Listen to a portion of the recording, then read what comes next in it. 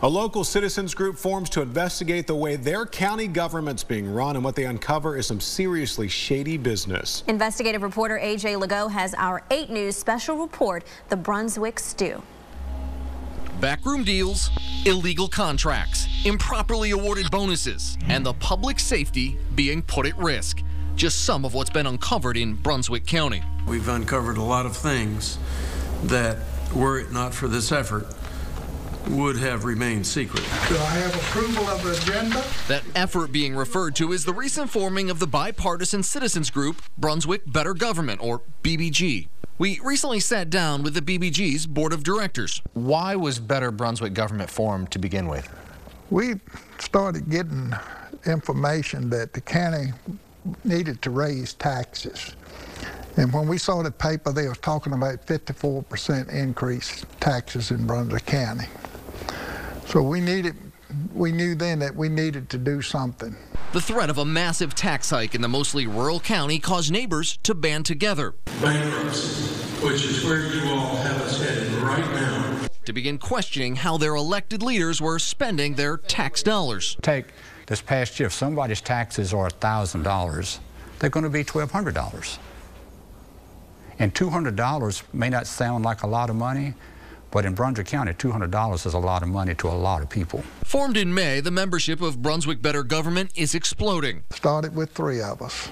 How many do you have now? We have somewhere around right at 250. The group tells us their goal can be summed up in 3 words: investigate, illuminate, and educate. Educate the public about what we found and about the workings of the government, so that the secrecy of the government cannot be maintained. And if we can remove the secrecy, then we can remove the curtain that corruption can hide behind. When they didn't receive satisfactory answers to their questions from members of county government, we got no response. They began doing what any journalist worth their salt would, using the Freedom of Information Act, or FOIA, to say, show me the paperwork. You guys have been filing a lot of Freedom of Information requests. We've uncovered a lot of things by that effort that we could not get anywhere else. When the county initially did not follow FOIA laws, you really took them by surprise, just asking for stuff that, as a citizen, should be your right to be able to request and get? We were requesting what ought to have been out there to start with, but we couldn't get it. BBG took the county to court. We took the county to court. We won that. It was more of a moral win. The case never made it before a judge. During pretrial negotiations, the county agreed to admit they had not followed state sunshine law and refunded money that they had improperly charged citizens for financial reports that legally should have been free. Now the group began pouring through public records. You guys have uncovered some issues that really raised some red flags. Oh, yes, we have. Prime example, an illegally awarded $10,000 bonus to one of Brunswick's highest paid employees, County Administrator Charlotte Woolridge. This is like trying to pick up a dead skunk by the sweet smelling end. The more you handle it, the stinkier you get. Ms. Woolridge, pay that money back. State code says the payment of a bonus shall be authorized by ordinance. The county board didn't have an ordinance allowing them to award bonuses. The board did not realize that an ordinance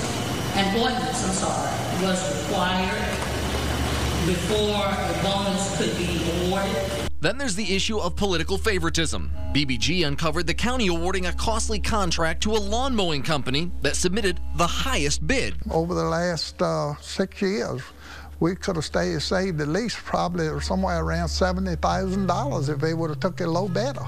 Poring over public records, they uncovered a real bombshell. The fact 2 of the references for that winning high bid, costing taxpayers thousands of dollars a year, are Bernard Jones and Welton Tyler, members of the Board of Supervisors that voted to approve the contract. That is about as wrong as you can get. That contract would later be proven to have been awarded in direct violation of state law. These things were just not coming to the attention of the public until we came along and started doing our investigation, education, and illumination. You guys obviously feel that someone needs to be looking over the shoulder of your elected and appointed officials. That's right. We think that's a healthy thing to bring things out in the open, to shine the sunlight on it. Somebody said that sunlight's the best disinfectant, and I think that's really true in local government.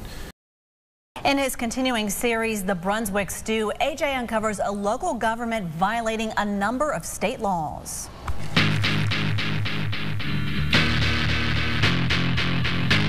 Brunswick County in Southside Virginia, where tobacco's king and the claim to fame is stew.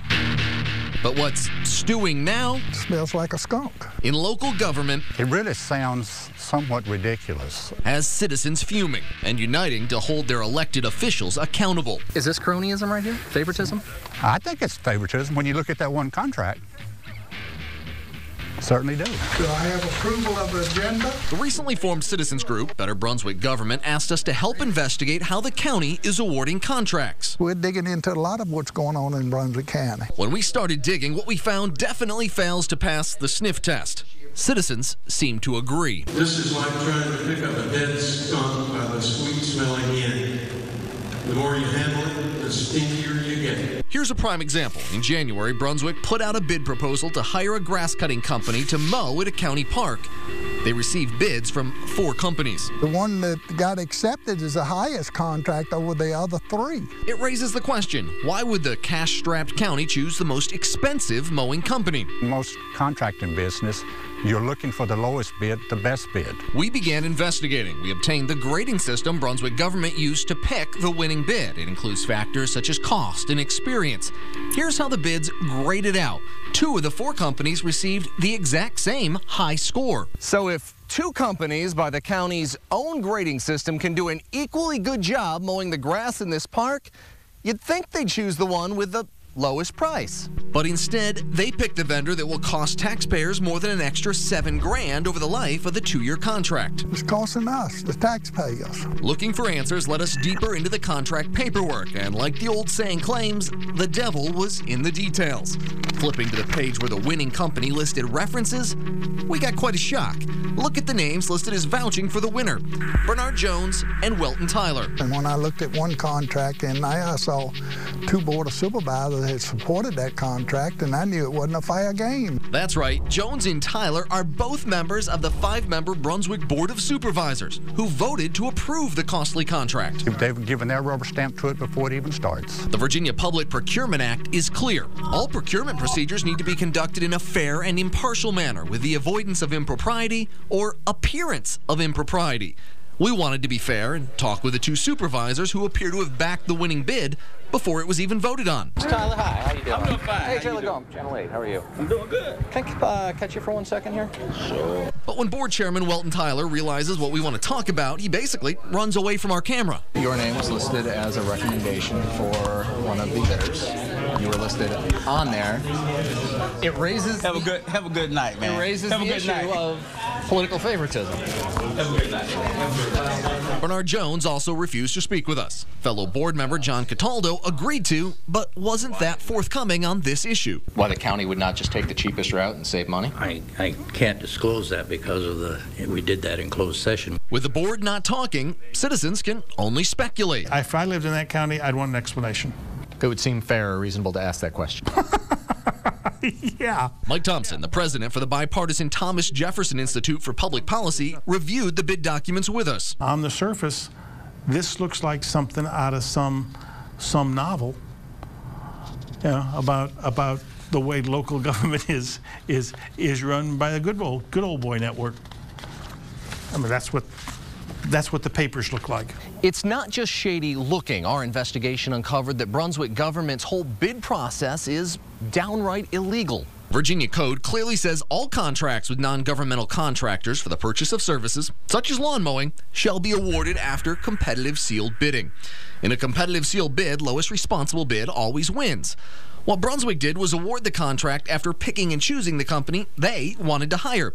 State code says they can only do that if they, in advance, set forth in writing why using competitive sealed bidding isn't fiscally advantageous. Brunswick County never did that, so the contract they awarded to mow this grass violates state law. How did you become aware that there was an issue with this?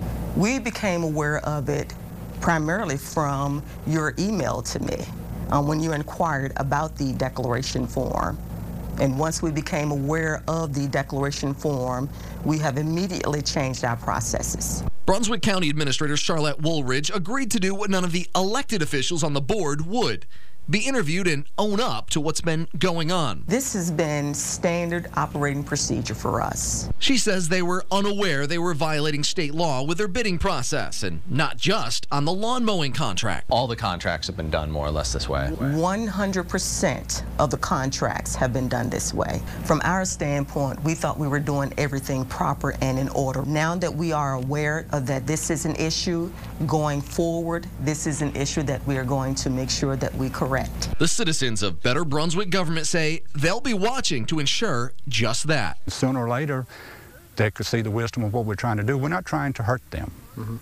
It's not that thing. It's trying to help them. As to why the grass cutting contract was given to the highest bidder, the county administrator claims it was because the company has had that contract in the past and did a great job. But as we showed you, state law says when you're using taxpayer dollars for a job like lawn mowing, low bid always wins. In his continuing investigation, the Brunswick stew, AJ uncovers a contract belonging to a county administrator not worth the paper it's written on. She has a six-figure job, a large office, and is arguably the most important woman in Brunswick County government. But County Administrator Charlotte Woolridge's employment contract is, in a word, worthless. Were you surprised when I showed it to you? And in essence, it could be voided because it may not have been done according to state law? My contract is an issue for the Board of Supervisors, and that is an issue that the Board of Supervisors will need to address. We began looking at Woolridge's contract in the wake of a scandal surrounding a $10,000 bonus she received, and then was required to pay back, and then was rewarded yet again. Here's how all that played out. When the county board renewed Woolridge's contract this past summer, she was given a $10,000 bonus, awarded for what supervisors say was her role in landing plans with Dominion to build this proposed power plant in Brunswick.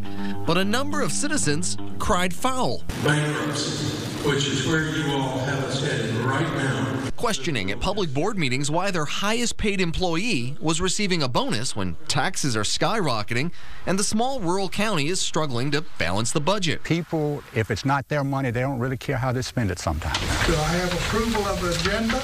A quickly growing citizens group calling itself Better Brunswick Government formed. Their goal, looking into how their county was doing business. They uncovered that the bonus was given illegally. This is like trying to pick up a dead skunk by the sweet smelling end. The more you handle it, the stinkier you get. Ms. Woolridge, pay that money back. Here's the sticking point. State code says the payment of a bonus shall be authorized by ordinance. The county board didn't have an ordinance allowing them to award bonuses. Giving a bonus is not legal according to legal representation. It forced the board to, in essence, eat crow. The board did not realize that an ordinance was required before the bonus could be awarded. The county racked up nearly $2,700 in legal fees with their Richmond law firm, Sands Anderson, trying to figure a way out of the mess. In the end, Woolridge was forced to write this check to the county, paying back her bonus. The board then passed an ordinance allowing themselves to award bonuses, and Woolridge was reissued her bonus, much to the chagrin of upset county residents. It's not right to the citizens of Brunswick County. Brunswick County, the people have a hard time. It's not one of the richest counties in the state of Virginia. We were asked to investigate the bonus situation. As we looked at it, a number of other issues jumped out at us from the county administrator's contract. It's filled with sloppy errors. For example, under both the salary and retirement supplement sections, it lists the wrong year, 2011, not 2012. But when you flip to the last page, the errors really pile up. It says that one of the witnesses to the contract being signed is Tammy Newcomb, deputy clerk. But Tammy never signs the contract. Instead, a woman named Kim Height, an administrative assistant, does. I asked Charlotte Woolridge about the inconsistency. Obviously, that was an error, and that is an error that will be corrected. It's a procedural matter, and that's an issue that will be addressed. But that procedural error, as she describes it, is not the most egregious problem. The county attorney, Phyllis Katz, with the law firm Sands Anderson, who was paid several $1,000s trying to find a way to fix the bonus fiasco, clearly never reviewed the contract. Our county attorney reviews documents that we request review of. But there's a problem with that. State law clearly says the county doesn't have a choice in whether they want their attorney to review contracts. Here's what the law says in plain English. All contracts shall be approved as to form by the county attorney. Back to the Woolridge contract. In violation of state law, the county attorney does not sign it. It's the same story in Woolridge's 2011 and 2010 contracts. This is what they should look like, and in fact did, in Woolridge's 09 contract. Approved to form by the county attorney. How come an attorney didn't sign it? My contract is an issue for the Board of Supervisors, and that is an issue that I will talk to with the Board of Supervisors for them to address.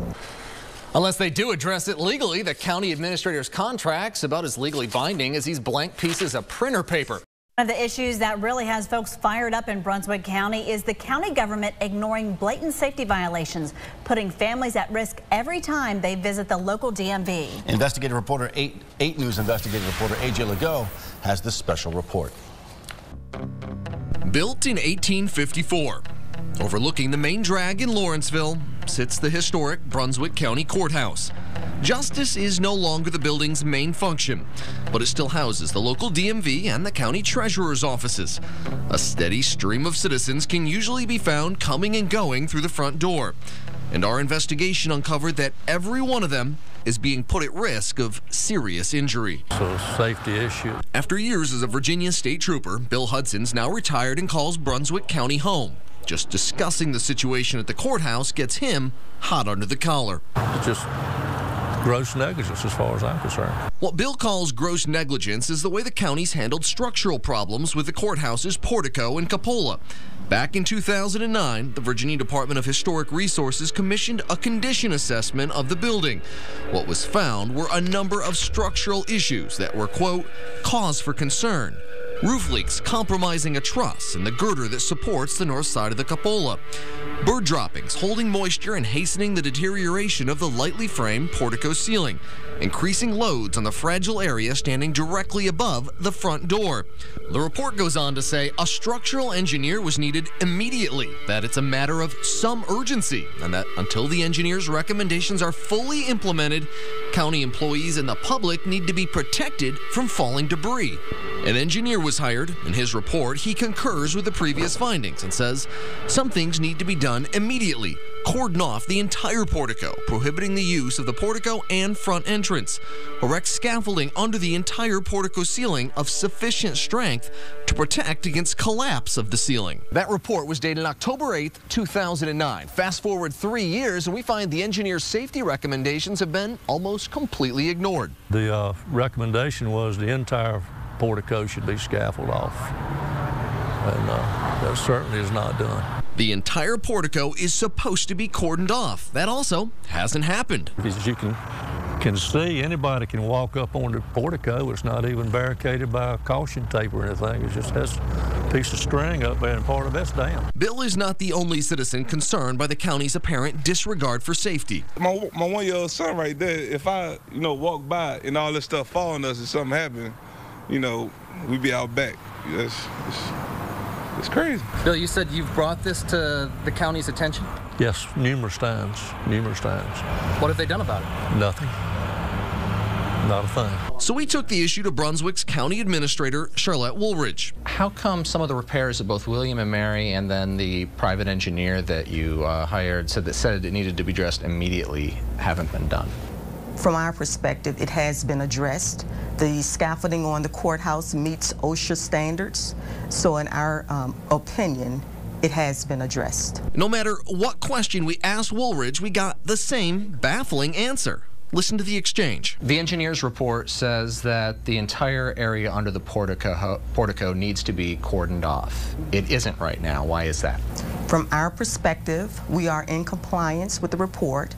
It meets all of OSHA standards. Should people be up there on that area under the portico that's not protected by scaffolding?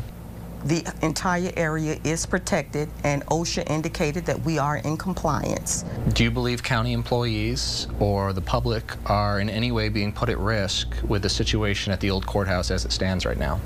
Absolutely not. Again, we are in compliance with OSHA standards. The answers are baffling for a number of reasons. OSHA, a federal agency, doesn't even operate in the Commonwealth. Look, you go to OSHA's website, put in Virginia, and it says you've chosen a state which operates its own occupational safety and health program. In Virginia, all issues regarding workplace safety are handled by the Virginia Department of Labor and Industry. And we found through Freedom of Information requests that Brunswick County has no record whatsoever that they're in compliance with OSHA or any other state or federal agency's safety standards. Eventually, Charlotte Woolridge told us someone in her office had a phone conversation with OSHA, but they don't have the name or number of the person they spoke with. What's OSHA had to say about that situation then? Okay. OSHA said that this is protective scaffolding. This is not scaffolding that you would typically use on construction site. And because it's protection scaffolding, we are in compliance with their laws and regulations. The only documentation Brunswick has to back up their assertion is this letter from a scaffolding salesman. He tells the county that what they've set up is not by OSHA's definition a scaffold because it's not being used to support employees or materials, and therefore is not subject to inspection requirements. But think about that for a second. The county is claiming that because no one is climbing on this scaffolding, it therefore is not scaffolding by OSHA standards. See, they have signs that say not for use. They're taking that to mean it's safe. But they're missing the point entirely. The issue is not whether all this scaffolding is safe. The issue is whether the scaffolding is adequate to protect folks from being hurt should the ceiling up above it collapse. That's a very real possibility, according to the engineer's report, which once again says scaffolding needs to be put up under the entire portico to protect against collapse. So when it comes to the safety of people using this courthouse, it seems Brunswick County government is asleep on the job. I don't think they're doing their job. On top of all the safety issues, some citizens are pointing out a lack of fiscal responsibility. Brunswick County spent about $14,000 over the last 3 years renting what scaffolding they do have at the courthouse. Now, it could have just been purchased for a fraction of that cost. Plans are in the works to completely remodel the historic courthouse, a multi-million-dollar project, but those plans may take several more years to complete. In the meantime, you may want to move quickly when you're entering and leaving the courthouse. 3 years and one 8 News investigation later, a local community or a local county is finally taking action to protect citizens from dangerous conditions at the courthouse and DMV.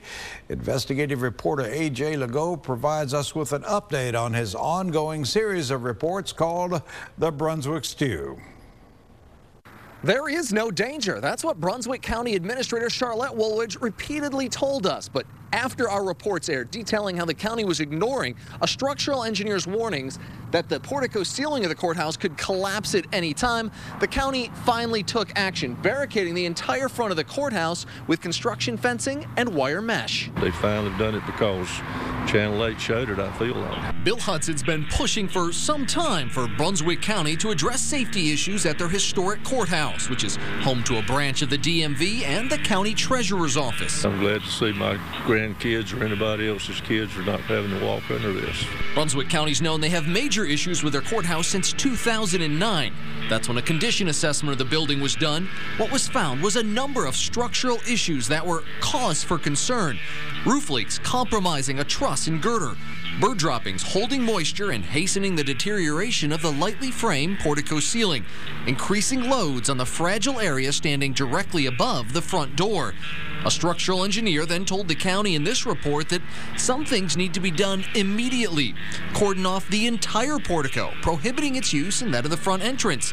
Erect scaffolding under the entire portico ceiling of sufficient strength to protect against collapse. Do I have approval of the agenda? When a citizens group called Brunswick Better Government, of which Bill is a member, asked us to investigate the situation several months ago, we found those safety warnings being, by and large, ignored. Some scaffolding was placed directly above the front door, but that was it. Anybody can walk underneath here. The only thing showing that it may have been cordoned off at one point is some rotted rope lying on the ground. Do you believe county employees or the public are in any way being put at risk with the situation at the old courthouse as it stands right now? Absolutely not. When we questioned County Administrator Charlotte Woolridge, she gave us some bizarre answers that didn't seem to match the facts. The engineer's report says that the entire area under the portico needs to be cordoned off. It isn't right now. Why is that? From our perspective, we are in compliance with the report. should people be up there on that area under the portico that's not protected by scaffolding? The entire area is protected. But after we aired our report, Virginia DMV Chairman Richard Holcomb fired off this letter to the county saying he's very concerned about the alleged safety issues and he wants satisfactory assurances that DMV customers can enter the courthouse without risk to their safety. While the county is yet to respond to that letter, we found they are now addressing the safety issue. It's about time. By barricading the front of the courthouse and having employees and citizens use a side door. Do you think you've been put in danger walking in and out of there when they haven't been taking proper safety precautions? It's possible because if they didn't have anything up and something's wrong, it's possibly something that could have failed and fell on somebody. I'm glad they're doing that, and it took too long to do it. A lot of people's lives might have been jeopardized by not taking action. We're still waiting to hear how the county will respond to the DMV commissioner's demand for answers about the safety of his customers using this courthouse. In Brunswick, AJ Legault, 8 News. Investigative reporter AJ Legault is joining us live now in studio to update his ongoing series, The Brunswick Stew. AJ? Juan, last month we detailed how Brunswick County government leaders had ignored and misinterpreted blatant safety warnings at their historic courthouse, which also houses a branch of the DMV. Well, tonight Virginia's DMV commissioner discussing the actions he took in response to our report. Well, AJ, let me first of all thank you and Channel 8 for making us aware. We saw your story, and then within a couple of days we were starting in corresponding with the county. The story that caught Commissioner Holcomb's attention detailed engineers' reports showcasing structural concerns with the cupola and portico ceiling directly above the entrance to the Brunswick County Historic Courthouse, which is home to not just county offices, but also a local State Department of Motor Vehicles branch. Your story brought to our attention that there could be problems with the entrance into that building. Absolutely, we took that very serious and acted on it very quickly. That quick action is in sharp contrast to the way Brunswick County responded when they first learned of the safety issues. Back in 2009, a condition assessment of the building was done. What was found was a number of structural issues that were cause for concern.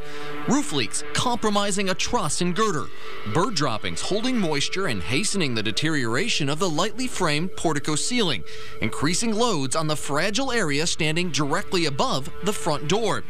The report goes on to say it's a matter of some urgency, and that until a structural engineer's recommendations are fully implemented, county employees and the public should not use the front door or portico. The structural engineer concurred with the previous report, writing some things need to be done immediately. Cordon off the entire portico, prohibiting its use and that of the front entrance. Erect scaffolding under the entire portico ceiling of sufficient strength to protect against collapse. But we found those warnings being by and large ignored. Some scaffolding was placed directly above the front door, but that was it. Anybody can walk underneath here.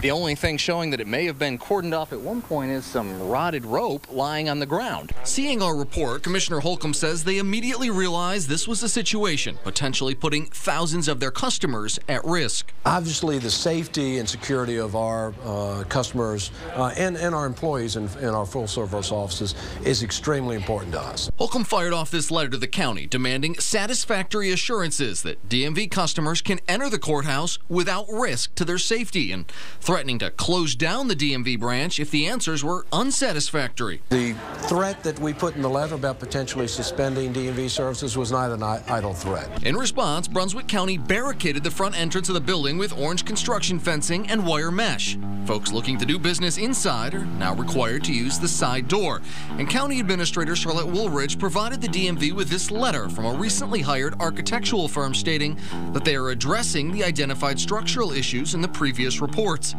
Commissioner Holcomb says the answers he's received are satisfactory, so the citizens in Brunswick will not be forced to drive way out of their way to conduct DMV business or be concerned with a ceiling crashing down on top of them. So your message to your customers that are down there and use that DMV Select, you feel that it's safe as it is? Absolutely. The steps that the county has taken, we are comfortable that that is a safe and secure environment.